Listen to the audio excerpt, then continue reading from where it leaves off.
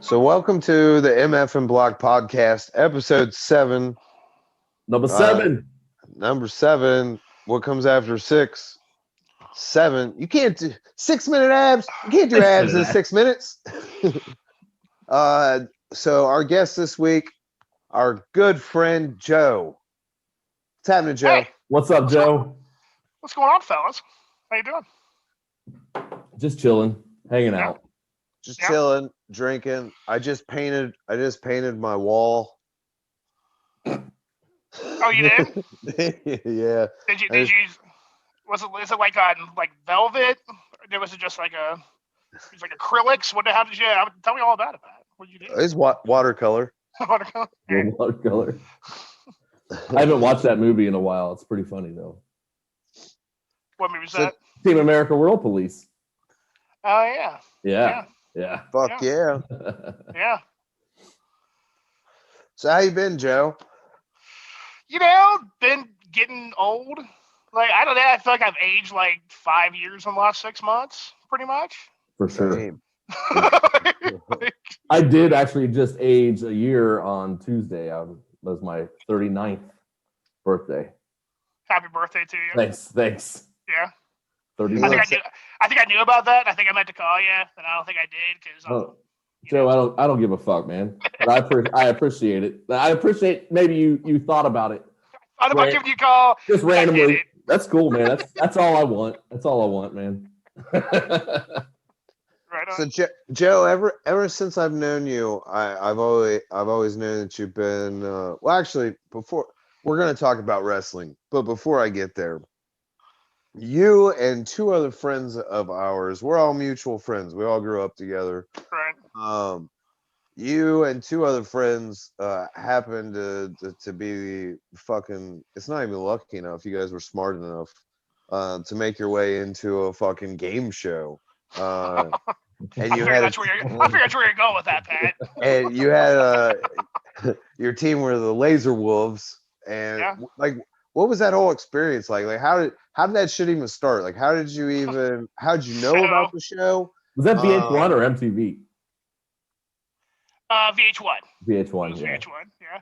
So I think it was me and our 2 mutual friends. I think we're sitting around that house on Queen City, that dump that we used to live in there.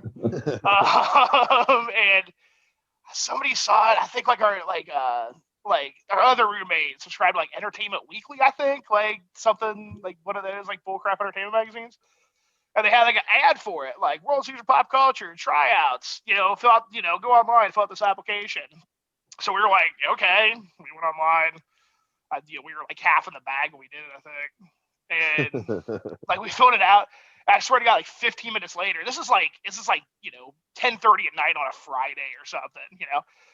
15 minutes later, like the producer of the show like emails us like, you guys, please, we need you to try out because like we were just like, it was funny. Whatever crap that we wrote, I don't remember what we wrote, but it was funny. Like, no, we need you guys to try out.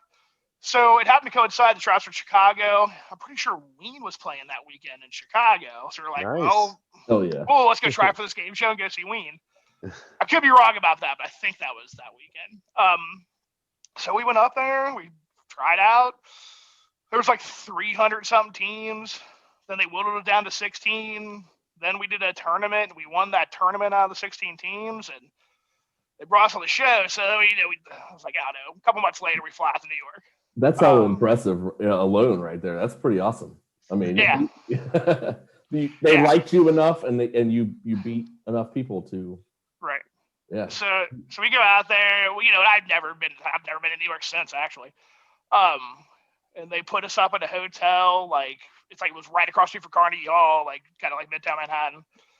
And like the next morning at like 8 a.m, we go to like film. Like we were the first episode. We were the first team on the first episode of the show. And so we're there and did the makeup and all that crap. And like then that same producer guy, like right as we're about to go out, he leans over and is like, "You guys better fucking win." I'm like, okay, because we were like, because the people we were going up with were just douches, and we were like, you know how we were when we were 24. Like, just, you know, we were just slacker idiots. Yeah. We were funny, so Dude probably went had out some there. money on you too.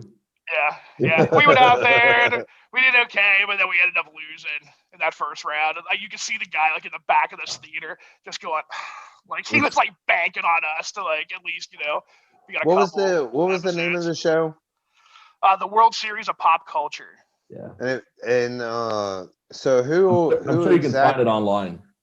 Yeah, you can. Yeah, our episode. If you just type in Lazer Wolves, Lazer Wolves. that was our team name. If you typed it into YouTube, it's like the first thing that comes Yeah. up. But who exactly do you give the credit to for your loss? Zach, yeah. I mean, you know. I think he gives it to himself as well. So I believe so. Yeah, But I missed him. the most embarrassing question though. Like a question that I should have gotten right and just completely tanked on. You guys definitely should have gone a lot farther than you did, for Yes. sure. So all three of you. The episode you were on, that was filmed in New York, right? Correct. And what was your experience like in New York? I heard there were some really cool hot spots to check out. So you know, like the first night we kind of laid back a little bit. Went out a couple drinks because we had to get up early in the morning and do that. And then, you know, like you went around New York City all day. We were done with the whole thing by like 9:30 in the morning. Like done. Oh shit. Like, Done. yeah, it was done. You know, the draft was actually the NFL draft was at Radio City Music Hall, like right around the corner from the theater we were in. So like I saw like Matt Liner walking around. I forget who else. Like a whole bunch of other dudes like that were in the draft, just like milling around because it was right around the corner. And then, you know, we went out and saw New Yorkie stuff, and then kind of split up. It was me and Matt and Zach and somebody, and then we ended up hooking up with some friend of his, and then we just went out and just partied all night. So I was an idiot, and I took like $250 to New York for like 4 days. Like that was gonna work, you know? Oh, like, man. oh yeah, that's plenty of cash. That's just lunch, dude. You fucked up. So after that, we there. still had all day Sunday. We weren't flying back till Monday, and I woke up the next morning and I had like $14 left. So, you know, they got a dollar menu in New York too at McDonald's, and I had a Subway pass, so just made the best of it. Sounds like you had a pretty good time, though. Yeah, it was fun. It was like 15 years ago. That was a while ago, It wasn't was it? a lot, yeah. Yes. That was a So long you've been a avid wrestling fan like pretty much your entire life. Sure. And I've definitely been critical. Who's your all-time favorite wrestler? I don't know. It depends what day you ask me. Dusty Rhodes Yeah. is very far up there for me. Yeah, I kind of knew that one The actually. American Jake- Dream. Jake Roberts for me is top 3. Jake's cool. Jake was really good. He's top 3. Terry Funk, one of my all-time favorites. Now, so with Cactus Jack. Yeah, Mick Foley. He was So like which was like- persona of Mick Foley is your shit? Like which Cactus persona is Jack, the Cactus best? Cactus Jack. Mankind and Dude Love, like they were cool, and what he did with it was awesome.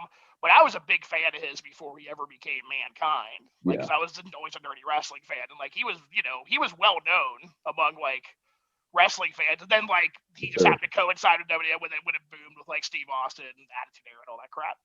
So you're well aware of how Tom Segura feels about pro wrestling, correct? Yeah, I saw that whole thing. I thought like the reactions how do you to it feel? was, How do you feel? I don't How give do a you crap feel what about Tom how he Segura thinks feels? about pro wrestling. Like, Do you okay, think- hold on, like- though. Hold on. Do you think that they're Do you think that they're worse than LARPers? professional wrestlers. I mean, No, they get professional wrestling like fans. Are they fans. worse? Because Are our the professional fans worse than professional LARPers? wrestlers really like the comparison to LARPers, right? They're people that are kind of like pretending to fight, right? Yeah, How bad? I'm just How watching bad? it. Just I guess bad being is a wrestling? fan of a LARPer, I guess is even worse, How bad is wrestling without the fans? How hard is that to Um, watch? It's very It's hard for me to watch. it's pretty difficult. I don't really watch WWE at all anymore. That was Like already started. UFC without fans, extremely easy to watch. Yeah. Definitely. I like I Yeah. almost like it more. I do I too. almost would prefer if fans never show up to a fight ever again. I love Yeah, that no. you can hear everything and all that, but with, Yeah, and with you don't get when guys are on the ground for 5 seconds. Like, stand them up. yeah. What are you fucking him in the ass? Like, you know. Dude, they're gonna I think they're gonna put microphones all over the octagon so that we can still get that same environment.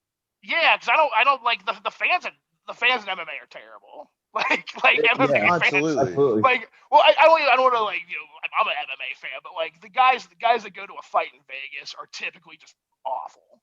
Like they're just terrible. So. Yeah.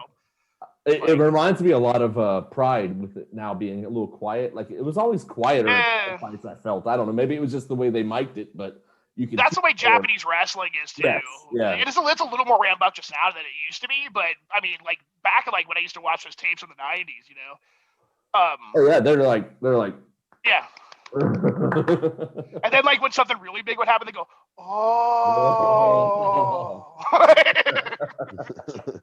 I love that shit, man. Yeah. So what's your favorite era of wrestling? Are you a golden era guy? What's a golden era? Well, I was hoping you would explain that. To me. Like WWF, Hulk Hogan, WCW, Junkyard Dog, maybe once WCW. Because you had like the whole thing. You had like the boom in the late '80s. So when I was I was like 7, 8, 9, 10 years old when like that big boom in the late '80s happened. Yeah. That's when I was a fan. Yeah, that's when I became a fan. I stopped being a fan before like your Stone Cold Steve Austin came about. You know what I mean? Like I was done. I was done before that. I was a closet fan.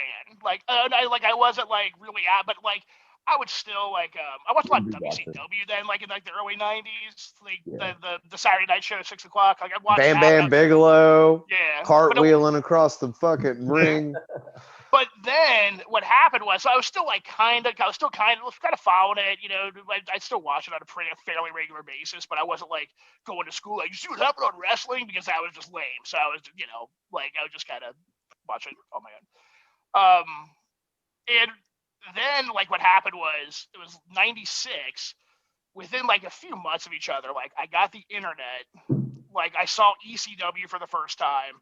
And then, like, Hulk Hogan joined the NWO, and the NWO started. Like, it all happened in a few months, and then it was like, oh, it's on now. Like, and then I, got really, really into it, Yeah.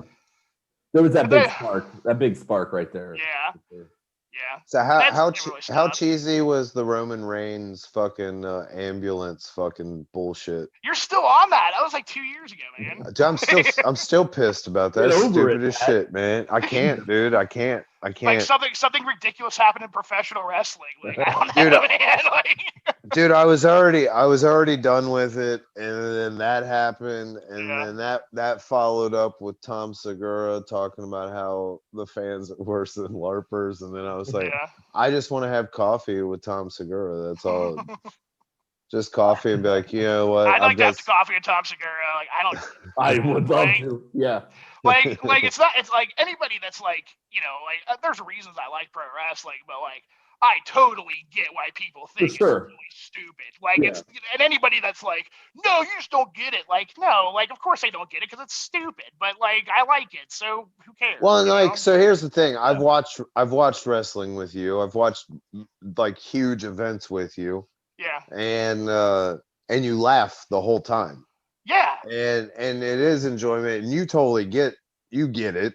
Yeah. And so like what's funny though, watching it now, like, dude, it's the people, like when I'm like, dude, it's fake, and they're like, no, it's not, and I'm like, no, it totally is, because it's scripted and pre-planned. It's fake, and that's fine. Who in 2020 is saying wrestling is not fake? Like, who's saying that's real? Like, plenty of people, dude. I'll post something. Watch when this episode comes out. I'll post this minute, because that's what I do, is post a minute of these fucking clips. I'll post a minute of this. There are a lot of people out there. I've definitely seen like mentally disabled people at wrestling shows that don't get woke. Then that makes sense. Dude, my boy, check this out. I will post this minute clip and my boy Dave Turner will flip the fuck out. He My- will. My biggest say- thing with that is like you, man. Like I don't care. Like everybody should know that it's fake by now. And if you're a fan of it, then you're a fucking fan of it. Like, are they athletes? I don't know. They take steroids and jump off ropes. It is what it is. They're It's in athletic. Condition. It's athletic. Like it's A one of lot those of things. them I think it's definitely a lot more athletic and a lot more difficult than like most people give it credit for. Like I'll give it Probably that. so. Probably more. Like They do. earthquake. They do more than I give them credit for. I can admit to that. Well, the thing is too, like, I mean, there's no season, right? I mean, I think like somebody that's going out there doing like a 15, 20-minute like professional wrestling match is about equivalent to like playing, high level football game. Well, and so you do in the that past, 60 times a year, and they do that, 250 times a year. so in the late 80s, early 90s, we saw some extremely long matches as well, especially that early 90s.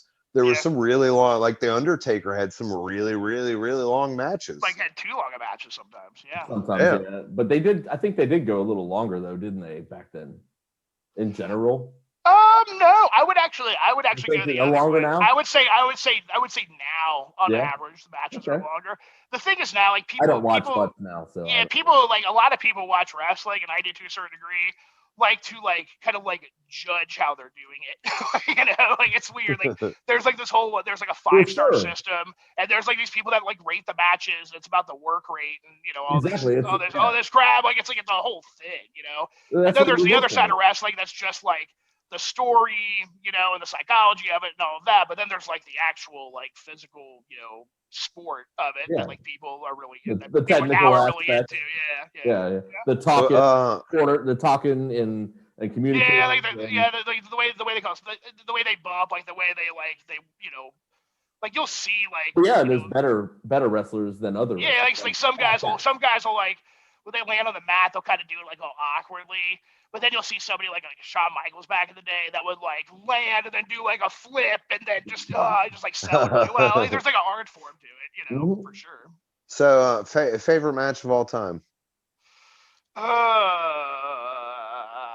Favorite match of all time. I'm gonna probably name something then like after we're done doing this, like I should have said that. I hope you do. Yeah.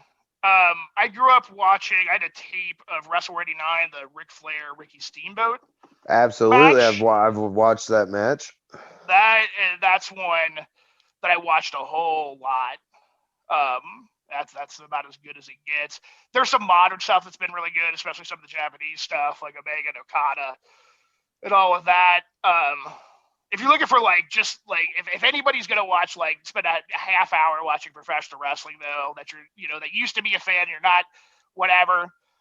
Royal Rumble 1992 is the one you should watch. It's just like it's like the last gasp of 80s wrestling. Like every single dude is in it.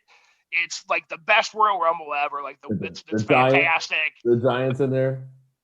Yeah, it's Ric Flair and Hulk Hogan and Randy Savage, Roddy Piper, and I mean it's just like every single dude is the lineup, the fucking lineup. Right, and it's just sort of like that last gasp of 80s wrestling. It's the best Royal Rumble ever. I went to something at down in Cincinnati.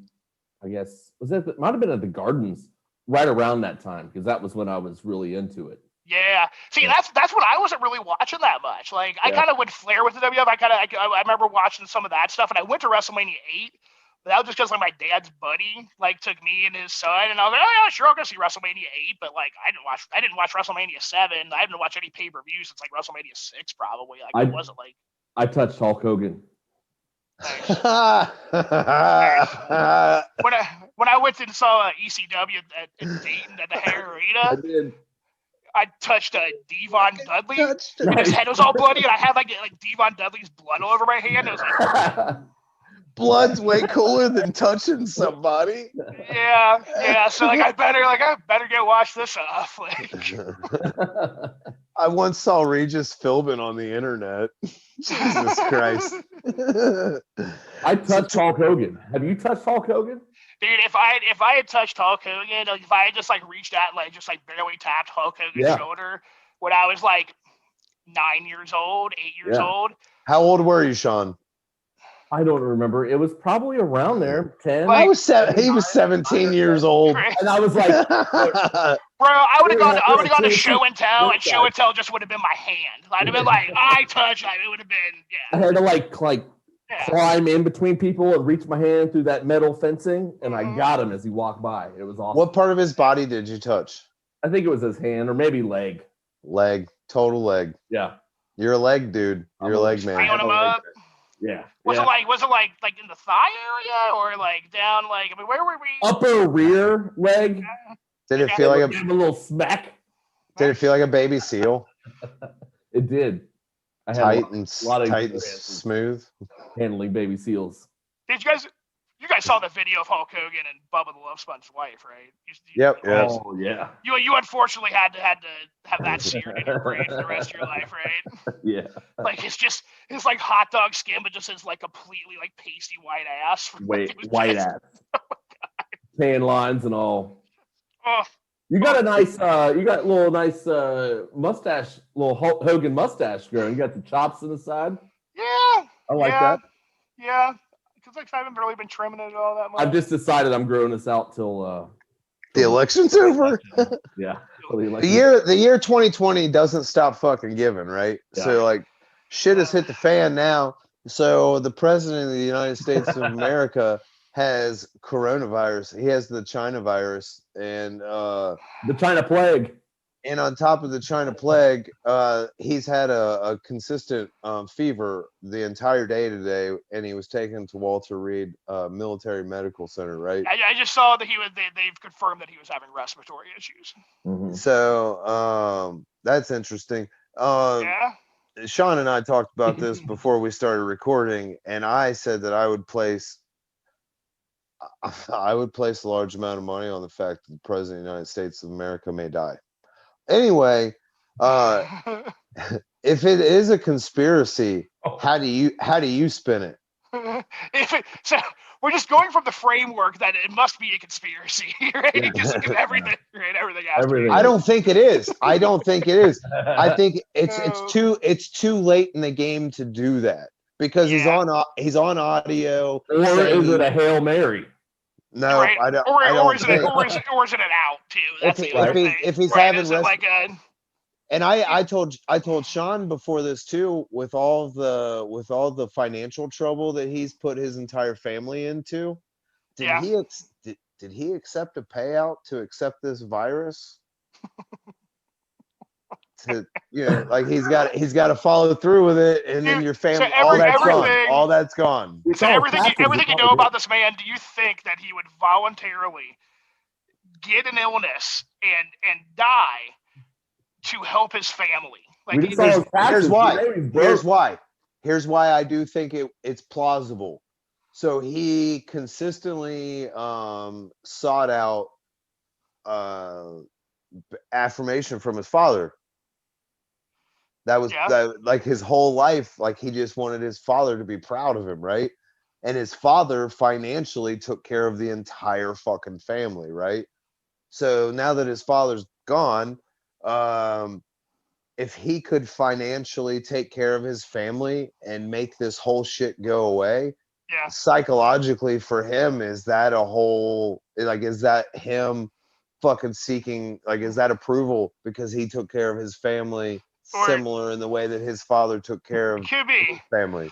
Let me throw this at you. All right. And that's only, I took some sociology classes, and I think that he's fucking crazy, like super crazy, but that makes sense. Like that's a plausible fucking, like, to take hatred away from the dude and just look at it on like a mental level. Like I think the motherfucker's just trying to get fucking approval from a dead father. Let me throw this at you. Let me throw this scenario at you.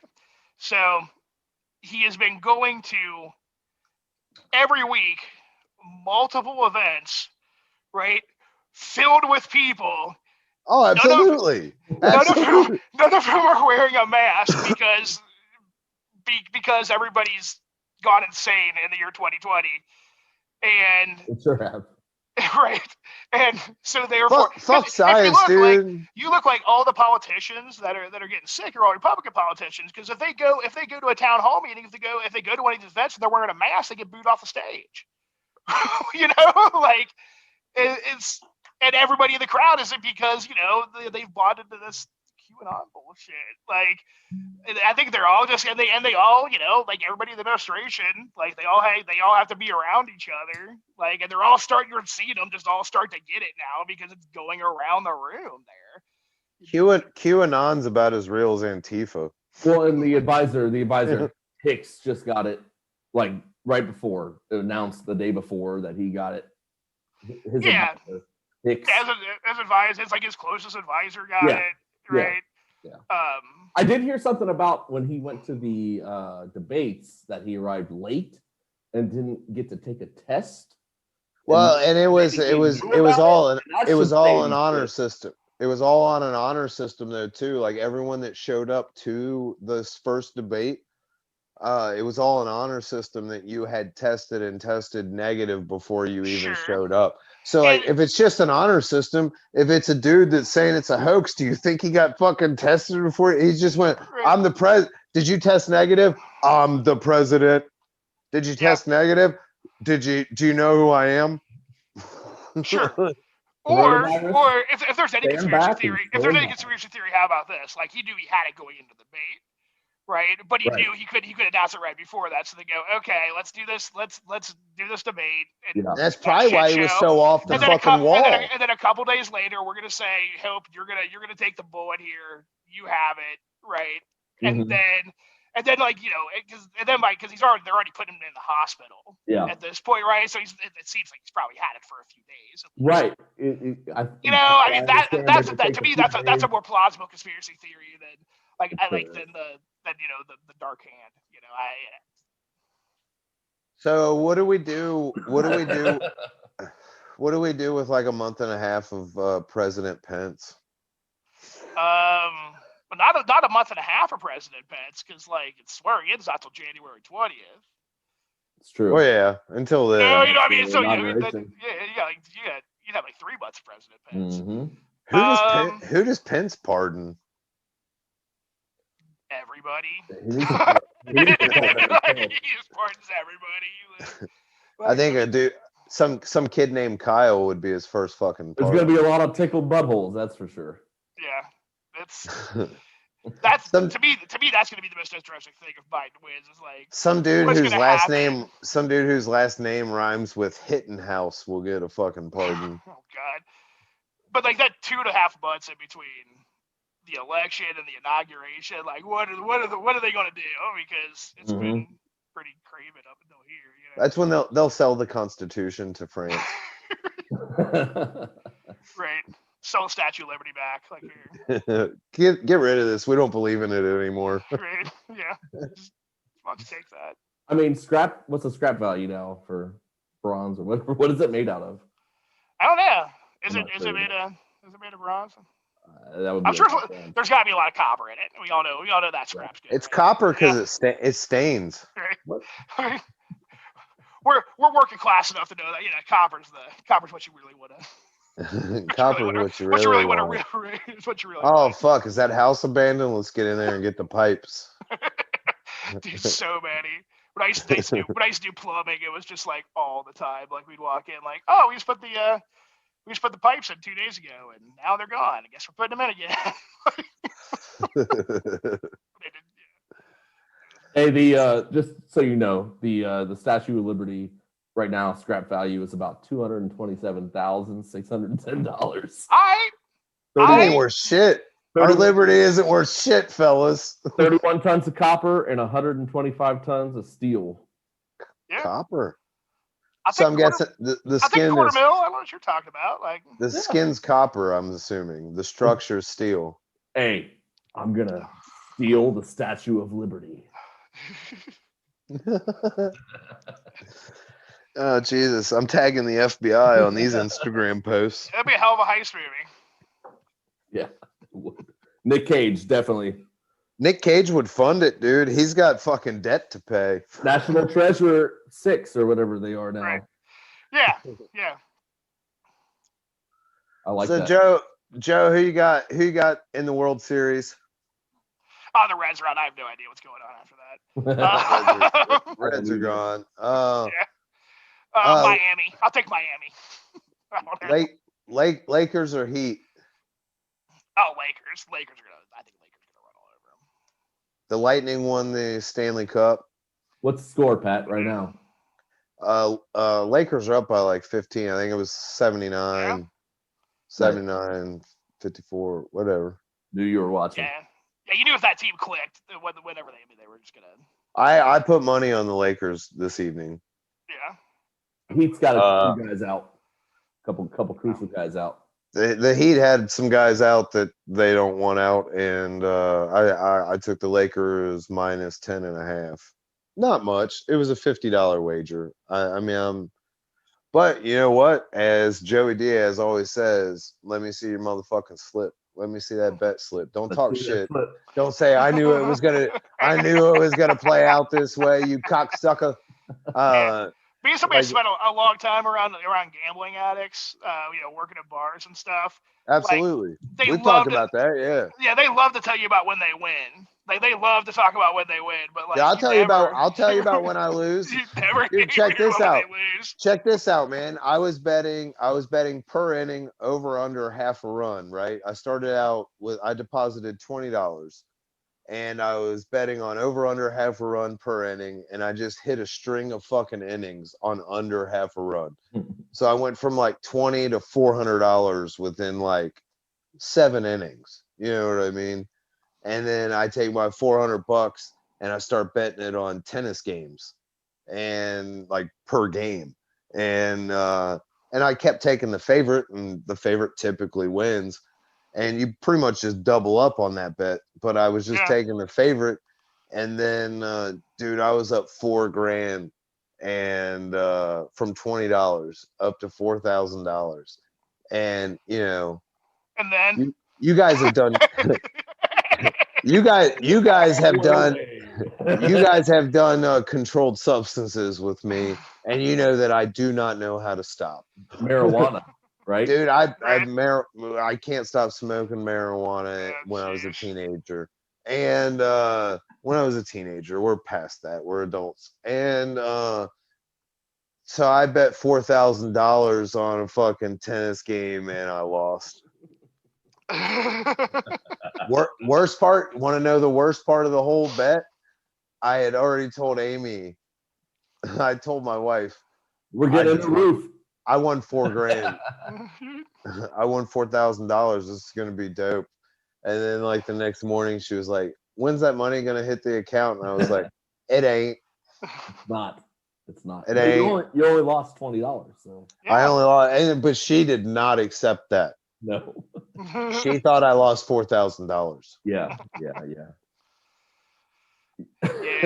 I had a bookie for like 3 weeks, and then I was like, I'm good on this. Dude, I got too much anxiety, man. That's just stressing me out. I can't be doing that, man. I have gambled online enough that there are bookies in New York that I guess buy people's information. Yeah. Like I get calls from dudes that sound like they're in basements in New York, like, just wire me $500 and then I'll double it up and I'll bankroll. I'll put you in our bankroll system. And I was like, fuck your bankroll system. It sounds like you're in a basement. You should be on the 52nd floor, you fuck.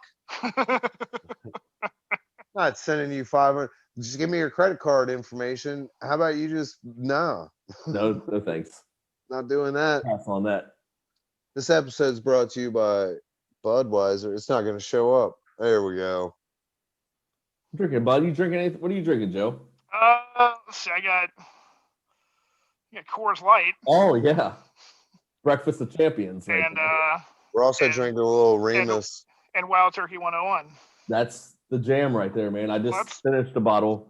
I need to re-up on my Wild Turkey. I got a little Four Roses small batch select that Pat grabbed me. Man, these bottles really fuck up that background, dude. Yeah.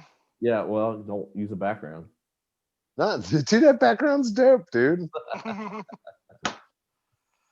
like the cityscape better.